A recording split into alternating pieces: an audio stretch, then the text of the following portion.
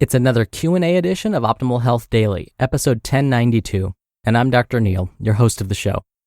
Hey, welcome back to another special Friday edition of Optimal Health Daily, and it's actually an extra special day because today's actually my birthday. Oh, and Fridays are usually special because this is where I answer your questions. On the other days, I read health and fitness blogs to you, kind of like an ongoing audiobook, with my commentary at the end. Now, how perfect is it that I get to respond to a listener's question on my birthday? It's because I love listening to and responding to your questions. It's my favorite part of the week. And so today it's even more special because it's my birthday. So if you've sent me a question, I thank you. And if I haven't responded to your question yet, I promise I will. Now, I want to mention something that I talked about earlier this week.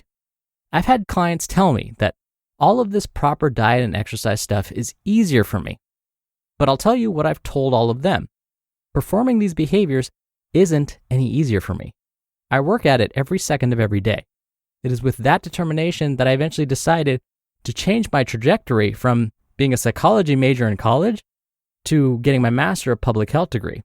And in fact, I loved that experience so much, I continued my education and received my Doctor of Public Health degree, where my research emphasized chronic disease prevention and nutrition. Because again, that was personal to me. I have a chronic disease because possibly I wasn't following a healthy lifestyle when I was younger. And so I wanted to help prevent others from experiencing the same pain and anguish I experienced. I am also credentialed as a registered dietitian nutritionist, a certified health education specialist, and a certified exercise physiologist through the American College of Sports Medicine. And when I'm not doing this podcast, I'm lucky enough to be full-time faculty within the California State University system. I've also published peer-reviewed research. I've presented at national conferences and have been featured or quoted in over 70 different media outlets for my expertise on all the stuff I talk about on this podcast. All right, enough about me. I'm sure you're excited to hear today's question. So let's finally get to it and start optimizing your life. Today's question came to me via email. Josh writes, "Is Shilajit a legit game changer when it comes to health? I see all these advertisements talking about the benefits of it and wanted your take on it."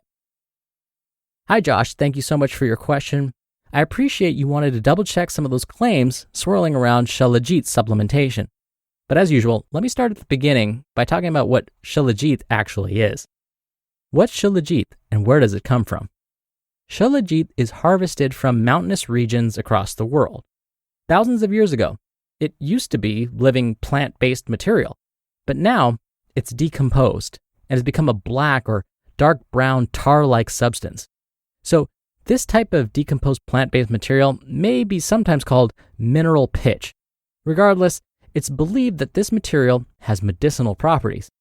On a molecular level, when we look at what Shilajit is made of, we see that it's made mostly of a substance called fulvic acid. Shilajit also contains some minerals like calcium, potassium, and magnesium. Now, going back to fulvic acid specifically, it is believed to have anti-inflammatory and anti-aging properties. So some supplement manufacturers have begun selling Shilajit as a way to promote a longer life, improve skin disorders, relieve anxiety, improve digestion, help with bronchitis, and even increase testosterone levels. But are these claims real? It turns out that most of the health benefits seen with Shilajit supplementation were performed in animals. Human studies have been conducted too, but spoiler alert, they aren't as promising. When human studies do seem to show a benefit to Shilajit supplementation, we often find that they studied only a handful of people, or the study was sponsored by a supplement manufacturer. When researchers are trying to determine whether a supplement may have health benefits, and it was funded by the same supplement manufacturer trying to sell that product, that means there's probably a conflict of interest there. But let's say we ignore the health claims. Shilajit contains some important minerals, so at the very least, if someone were to supplement with it, at a very minimum, they would get some calcium, potassium, and magnesium, right? Well, it turns out Shilajit contains such a small quantity of these minerals, it doesn't come close to the recommended daily intakes. So it would literally be at the very minimum. Probably most importantly, there have been some quality and safety concerns about Shilajit products being sold. Some manufacturers have been selling raw versions of Shilajit. These should be avoided. When we think back to where Shilajit comes from, the mountains, We know that soil and rocks can contain substances that are toxic to humans, like lead, cadmium.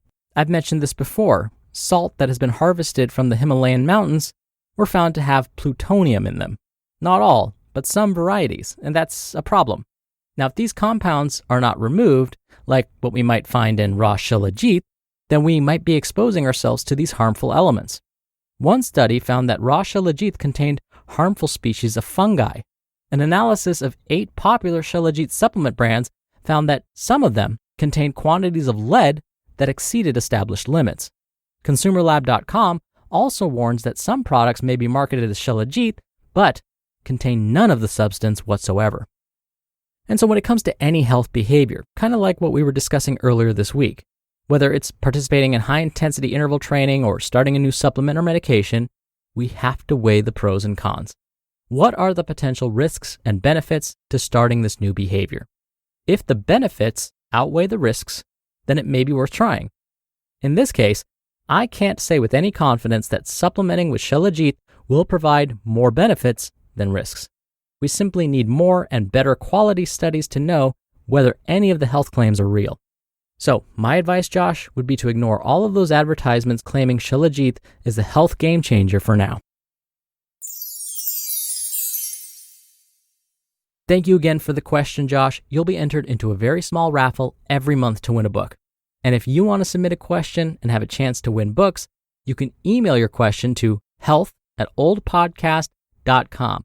Or you can still call in your question. The number is 61 I love OHD.